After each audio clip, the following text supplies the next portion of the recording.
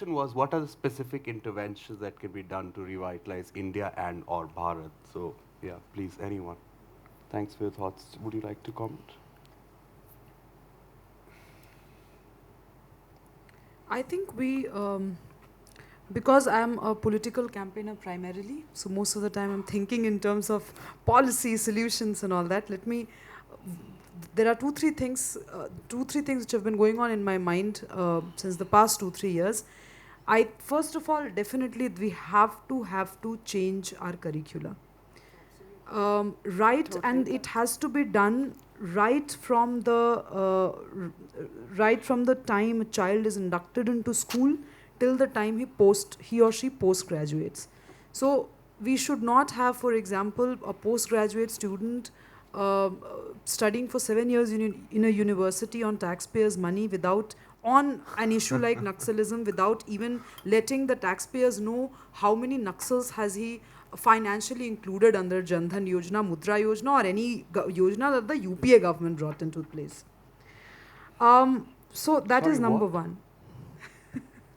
I said that at the post-graduation So level. curriculum I got, and then I lost you towards the end. Yeah. So I said right from the time when a child is inducted into school till the time a person post graduates or pursues a higher education in terms of PhD or DLit, when they do these elaborate Or work. theses. Why not at work?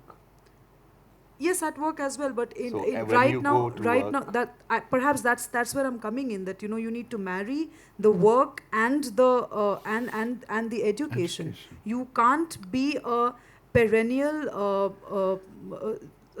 student in the sense that you can't be a perennial paper scholar. Scholarship is also about getting your hands dirty into Okay. the experiences. That is what I mean. The four stages of a man's life was brahmacharya and the grihastha dharma and the vanprastha and the sannyasa. So we never most of the young Indians today never get to live the time and place when they should be practicing the artha and the kam. They practice are grihastha while brahmacharya. No, they practice grihastha during the brahmacharya. So there's a mix. Yeah, maybe yes, you're right too. What I'm trying to say is there's this transition from the brahmacharya grihastha directly to a sannyasi without being the vanprastha in between. Yes. Also, the fact is that I was giving this example of studying without applying whatever you've studied on ground. I think that's really, really important, because most of these people who write to me and say, well, I want to work with you, and when we take them in, people from IITs and IIMs, they know nothing, I'm sorry to say. So that's the problem that one faces. The other thing which I think which should really be inculcated is that if we have doctors, they must go to the villages to serve. And if doctors come from rural areas, they should go to the urban centers to serve. This mutual exchange of cultures is extremely necessary.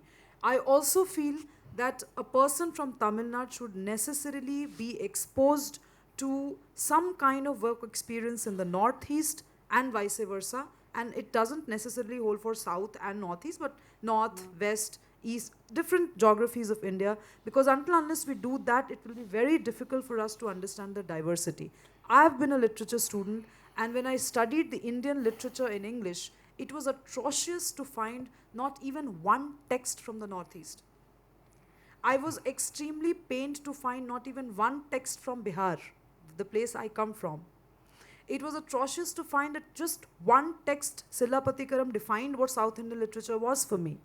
So if at all we are introducing that concept as this post-colonial nation who is trying to reassert our Indianness, then be completely Indian. At least give respect to the entire. No, I think this is a brilliant suggestion. And actually, when the IAS students study and then they go on Bharat Darshan, in France they have the military service.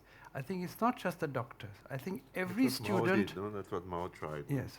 No, but I think every student in India should be sent off, in some diagonally opposite direction to understand, because earlier we had Tirtha, and when people went on foot on pilgrimage, they began to understand other lifestyles, they began to share thoughts, and now the way the way it's done is very different. When people bring water and go along the highways, it's even that, they get the love and they begin to share something with their brethren.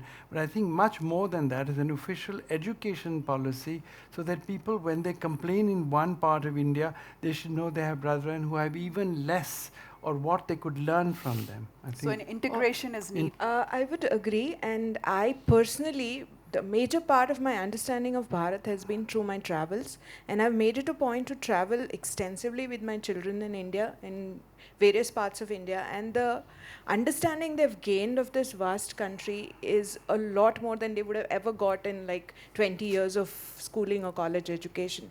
You go to Ellora and you see Kailas temple, which was built in the 8th century CE, and it's a 3-story temple carved top down from a mountain, from a single mountain, at a time when there was no computer software, there were no visualization or whatever, using just a hammer and a chisel. But when you go inside and you see things there and you understand, and it's like 1,000 bulbs going off. For example, when you enter the temple, there is Ganesha Murti on your left, there is Durga slaying Mahishasur on your right, and when you go straight inside, you have a Gajalakshmi, huge Gajalakshmi panel right in front of you. These are, to a untrained mind, this is just like, gods carved on the temple walls. But there is a reason, there is a symbolism there. Ganesha stands for wisdom, Durga stands for strength, and Gajalakshmi stands for prosperity. For a government to be really effective, you need wisdom, you need money, and you need strength. If you have only wisdom and strength, but no money, eventually you will peter out. If you have only strength and money, but no wisdom, you will be a tyrant. And if you have only wisdom and money, but no strength, within 5 years, somebody will take over your country and you will be destitute. But these are things that they are never told to you. It is when you come across it, it's like a bulb going off. Yeah. But this same thing, if some NCR does a management paper on this and takes this up as a case study, everybody in India, oh my God, this is such a wonderful idea. This is such a wonderful doctrine. That is something that we need to inculcate. We need to travel a lot. Pride in being Indian. Yeah, and one of the major reasons, one of the major remedies, I would say, as you and Shubrasta both said, we need to travel. We need to go to different parts of India. We need to understand how our country is, the language, the food, the culture, everything. And that would give us a better understanding. Namaste. We hope you enjoyed this Chitti Media content. Please remember to subscribe to us and switch on the notifications for this channel. For our other social media links, more content, and to support our work, please visit citti.net. Dhanyavad. Namaskar.